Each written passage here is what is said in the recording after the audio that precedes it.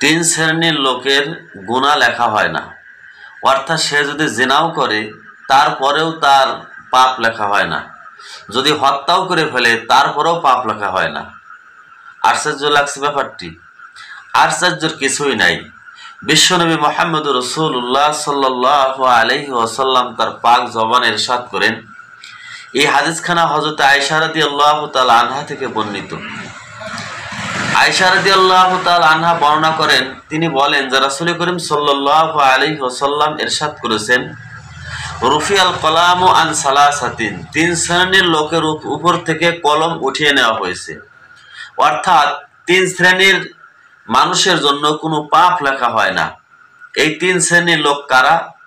এক নাম্বার হচ্ছে, নবীজি ইরশাদ করেন, আনিন নাঈমে হাত্তা ইস্তাইকিজু, যখন কোনো লোক ঘুমন্ত অবস্থায় থাকে, অর্থাৎ ঘুমানোর পরে যদি সে তো ঘুমায় গেছে, সে টের পায় নাই, হাত দ্বারা পাশের মানুষের মুখের উপরে গিয়ে পড়েছে, দম বন্ধ হয়ে মারা গেছে, তার কোনো গুনাহ লেখা হবে না।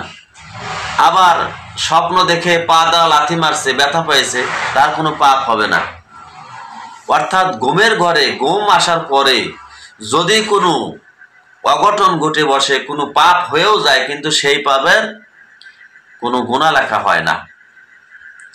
মনে করেন একজন মানুষ ঘুমাইছে, ঘুমানোর পরে স্বপ্নদোষ হয়, স্বপ্নের মাধ্যমে অন্য মহিলার সাথে সহবাস করছে, এরকম দেখে, কিন্তু কোনো পাপ হয় না।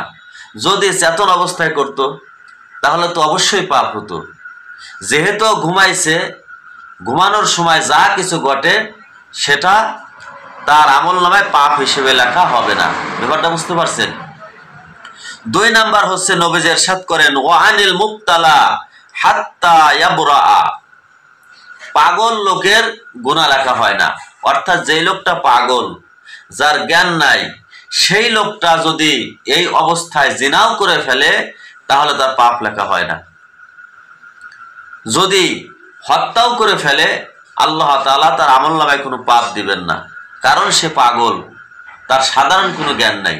হাত্তা ইয়াবরা, যতক্ষণ পর্যন্ত সে সুস্থ না হয়, অর্থাৎ সাধারণ জ্ঞান যখন আসবে তখন তার পাপ লেখা হবে।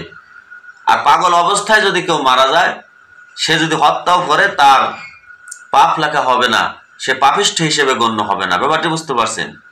তিন নাম্বার হচ্ছে, নবীজি বলেন, ওয়ানিস সাবিয়্যি, নাবালক শিশু, অর্থাৎ যেই ছেলেটার পাপ এখনো লেখার অনুমতি আল্লাহ তাআলা দেন নাই। আমাদের দুই কাঁধে যে ফেরেশতা আছে, কিরামান কাতিবিন, এই ফেরেশতারা গুনাহ করলে গুনাহ লেখে, আবার নেক কাজ করলে নেকি লেখে।